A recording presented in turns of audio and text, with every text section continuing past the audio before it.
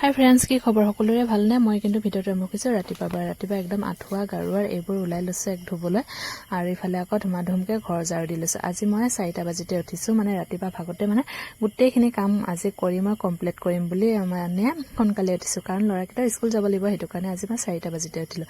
আৰু মই ঘৰ মুচিবলৈ এইটো ব্যৱহাৰ কৰোঁ গোল নেমুৰ ধুনীয়া চেন এটা ওলাই, কিন্তু একদম ঘৰটো মুচি হোৱাৰ পাছত ধুনীয়া এটা চেন ওলাই থাকে। ইফালে মই বাল্টিঙত অলৰেডি দি থৈয়ে দিছোঁ, খালি এতিয়া মই মুচিব লাগে। আৰু ধুমাধুমকৈ মই মুচি লৈছোঁ, কাৰণ একদম ৰাতিপুৱা হৈ আছে। লাইট জ্বলাই লৈছোঁ ভিতৰত, যিহেতু আন্ধাৰ হৈ আছে, সেইটো কাৰণে ধুমাধুমকৈ মুচি লৈছোঁ।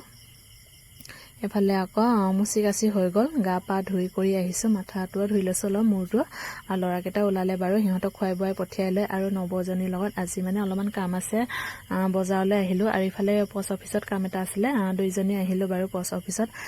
যিহেতু আজি বতৰ ডাৱৰীয়া দেখি লিংক নাই, সেইটো কাৰণে অলপমান ৰখি দিবলগীয়া হ'ল।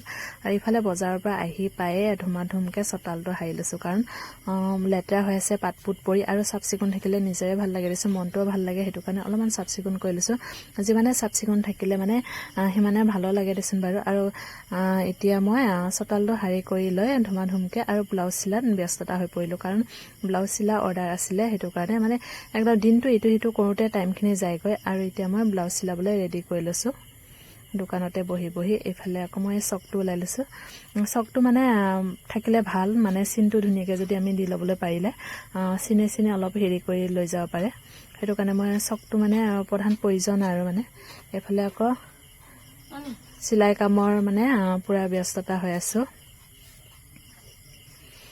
এতিয়া ফাইনেলি মোৰ চোলাটোও চিলাই হৈ গ'ল। আৰু এইটো বস্তু কি কাৰণে দেখুৱাইছোঁ আপোনালোকে গম পাইছে চাগে। ইয়াত মই মোবাইল থৈ মোবাইলৰ ষ্টেণ্ড বনাওঁ, ইয়াতে ধুনীয়াকৈ থৈ এনেকৈ মই অলপমান ভিডিঅ' বনাওঁ। তাকে ভাবিলোঁ আপোনালোককো অলপমান দেখুৱাই দিওঁ, কাৰণ মোৰ মোবাইল ষ্টেণ্ড আছে, কিন্তু বাহিৰত লৈ নাহোঁ, ষ্টেণ্ডটো অলপ চুটি হয়। সেইটো কাৰণে ইয়াতে জেওৰাতে থৈ মই ভিডিঅ' অলপ বনাওঁ।